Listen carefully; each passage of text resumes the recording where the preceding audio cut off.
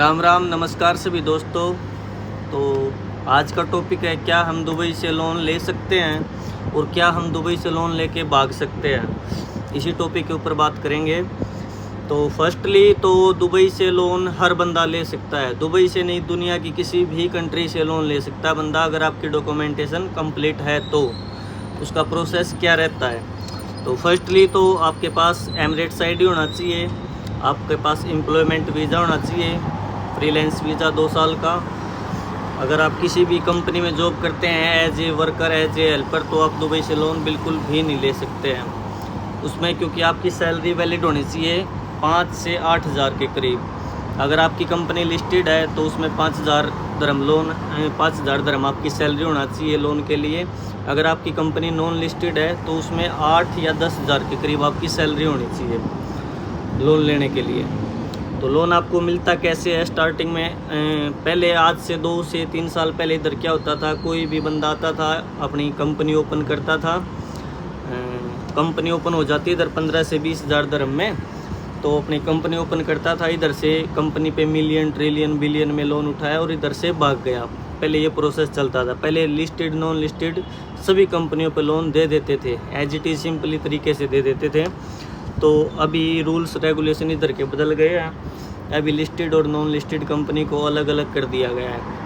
पहले सभी को 3,000 दरम सैलरी, 5,000 दरम सैलरी पे लोन मिल जाता था।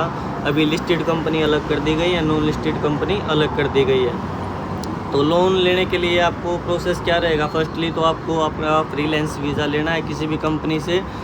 आपकी बैंक स्टेटमेंट बनेगी, उसमें आपको प्रॉपर अपना WPS कनेक्ट करवाना है। WPS क्या होता है, इसके लिए मैं एक अलग से वीडियो बना दूंगा। तो आपको WPS कनेक्ट करना है, जिससे आपकी salary proper month as it is एक डेट मंथ की 5th डेट या 10th डेट, उसे एक फिक्स डेट को आपकी कंपनी के अकाउंट से आपकी सैलरी ट्रांसफ़र आपके अकाउंट में होनी चाहिए।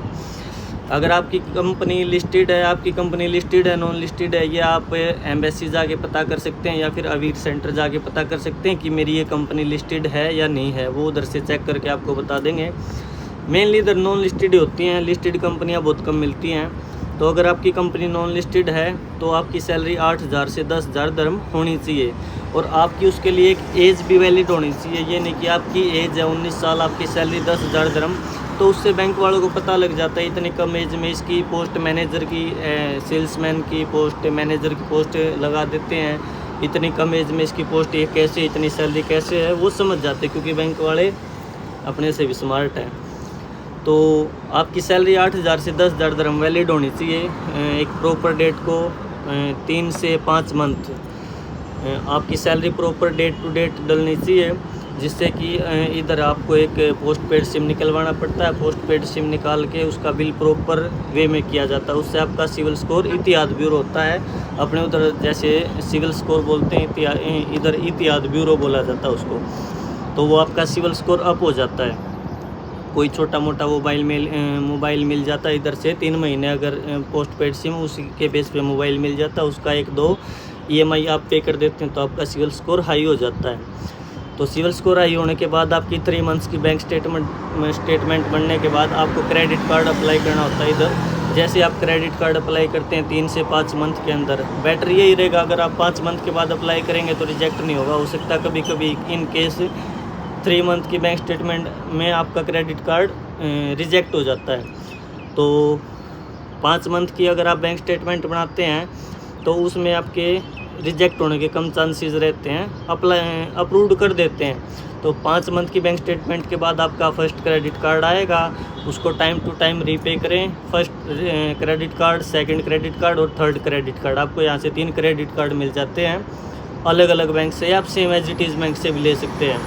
तो आपका सैलरी का 3x मिलता है, जो आपकी सैलरी है उसका 3 गुना आपको क्रेडिट कार्ड की लिमिट मिलती है। जैसे आपकी सैलरी अगर 10,000 दरम है तो उसका 3 गुना 30,000 दरम के आपको 3 क्रेडिट कार्ड मिल जाते हैं। तो अप्रोक्स 1 लाख दरम तक का आपको क्रेडिट कार्ड अप्रूव्ड हो जाएगा।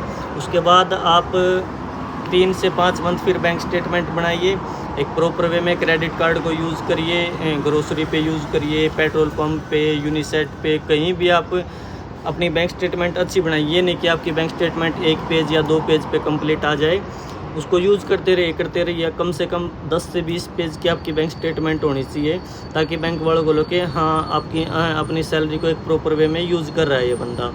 तो जैसे ही आपकी बैंक स्टेटमेंट बन जाएगी, उसके बाद फिर आप पर्सनल लोन के लिए अप्लाई कर सकते हैं, या फिर कार लोन के लिए, या फिर किसी भी लोन के लिए आप अप्लाई कर सकते हैं। आपका 100% लोन अप्रूव्ड हो जाएगा इधर।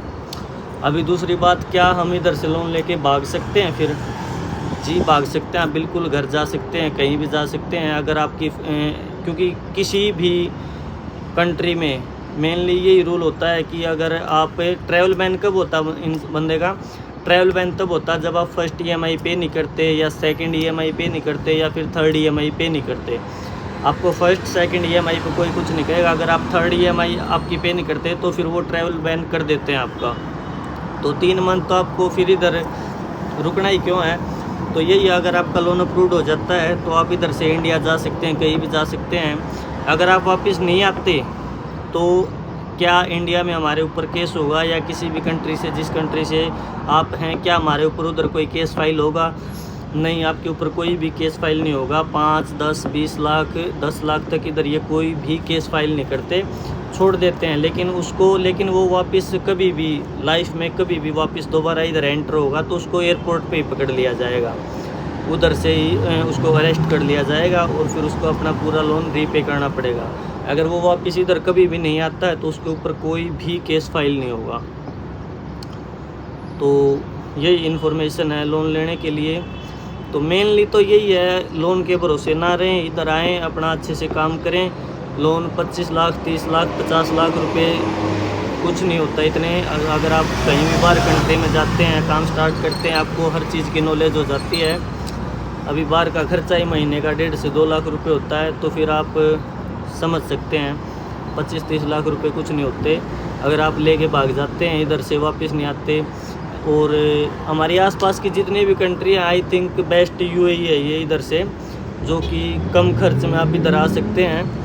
तो आप ऑस्ट्रेलिया, कनाडा, UK कहीं भी जाते हैं, उधर आपको पता है फिर अप्रोक्स 18 से 20 लाख रुपए आपको पे करने पड़ते हैं स्टार्टिंग में वीज़ा के लिए।